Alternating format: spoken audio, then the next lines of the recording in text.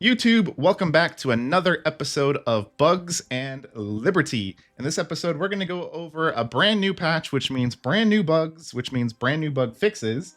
We actually have a brand new way to make Lucent, which I think might only be specifically for today. So make sure you guys are subscribed to get these Lucent tips the second that they come out, because it's pretty insane right now. But we also have to talk about the brand new bug before we go over the game-breaking bug that I went over in the last video. Now, first of all, we have dynamic events. They are not in the game right now. I don't know why, but if we go ahead and check the calendar, as you see for today specifically, all of the events for dynamic events are gone. However, they are back starting midnight. This is midnight Eastern time. They will be back. So either the devs were like, hey guys, it's Thanksgiving, take a break from dynamic events, enjoy your day off and relax, or there was some sort of bug. You can interpret that however you want to. However, this has had a massive effect on the market. If we go ahead and check the auction house right now, and we go ahead and scroll on down to the soul fragments, they are going up an insane amount in the past couple hours because people think we are no longer able to obtain these. However, they most likely did not check that we are going to be getting these events back. It just takes another day. We just have to take a break. Or maybe these events will be bugged tomorrow as well. Only time will tell on that one. But yes, for today, there is no dynamic events.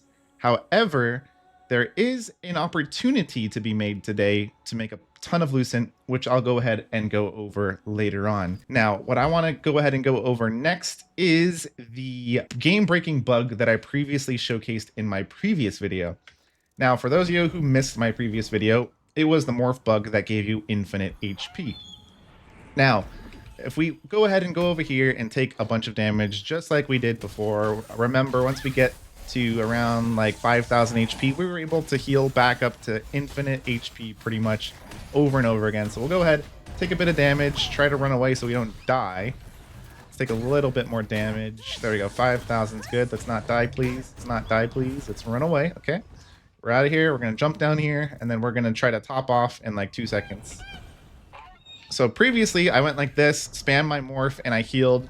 Now the morph heals absolutely nothing.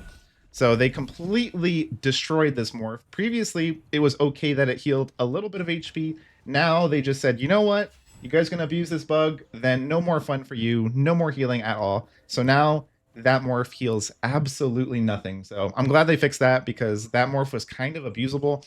Even in its quote-unquote balanced state that they were okay with, you could still go stealth with it and heal up to full HP. It took a little bit of time, but you were still able to do that.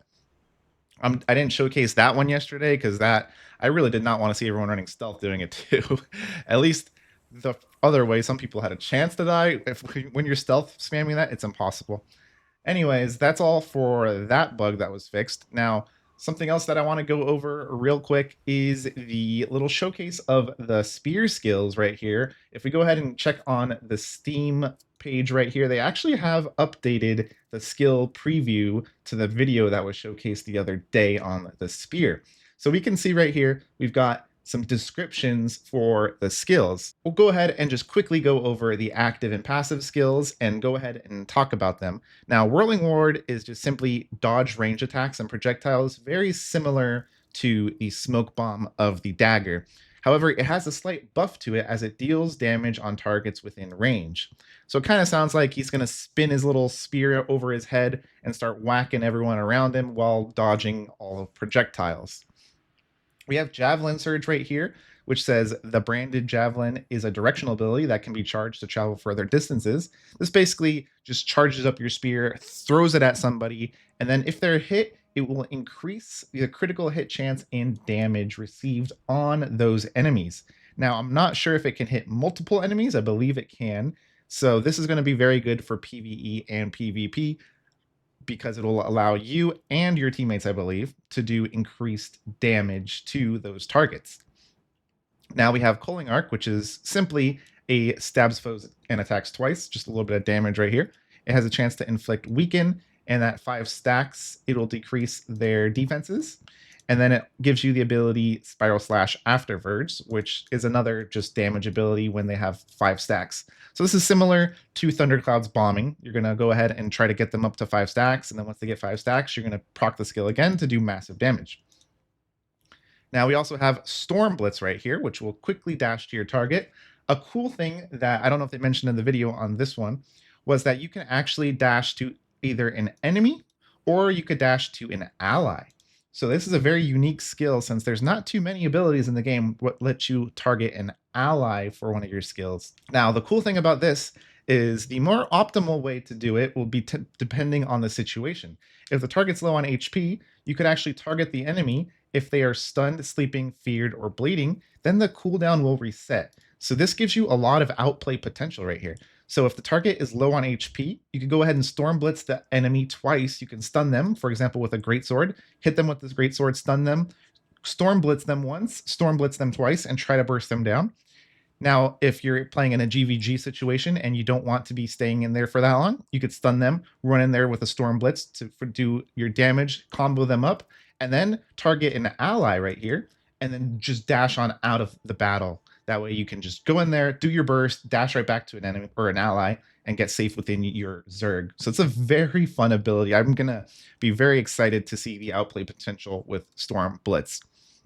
Now, the last skill that we have right here is Cataclysm, which says renders your enemy unable to use their defensive skill for a period of time. I believe the defensive skill is simply the block. I'm not sure exactly how good that is going to be, so we'll have to see on that one, but block is a very strong ability for tanks to soak up a bunch more extra damage. So maybe you're going to be dashing in there with Storm Blitz, hit them with the Cataclysm, blow them up with your big combo, and then again target your ally and dash back out of there. That way you do not get blown up yourself. Now we also have a few passives that were showcased. We have Imposing Form, which will allow you to use your weapons to have a chance to do a bit extra damage with two-handed weapons. I'm not really sure what they mean by this. Not sure exactly if that is just a debuff for your partner to do more damage or what. We have Fatal Precision, which says each time Weaken lands, you will temporarily increase your attack speed. We have Mortal Wrath, which will deal additional damage to enemies that have low health. We have Death Kneel, which will inflict the target with Weaken, and if they die within 10 seconds, your attack speed may increase. And we have Malicious Surge, which says when taking skill damage, your defenses may temporarily increase. So, or not your defenses, it says your heavy attack chance. So when you take damage, your heavy attack chance will increase. So that makes it so that way when you're taking damage, you just deal a ton more damage back. So it seems like the playstyle for the spear is going to be a fast-paced, get in there, burst your damage, and get out of there type of combat. It seems that they also give you a few ranged abilities in the form of Javelin Surge. That way you can poke them a bit, and then when they're low on HP, go ahead and dash in there with Storm Blitz. So this seems like a very fun, very speedy, and very versatile class. So I'd recommend everyone checking this out. And that's pretty much all for the spear. But let's go ahead and go over one last thing for you guys that stuck around this long to make a ton of Lucent today. It's kind of insane. Let's go ahead and get right into that. And here it is, guys. The way that you guys are going to hopefully make Lucent today is through the dynamic events that are actually not in the game, but the world boss events that are part of the dynamic events are actually still happening.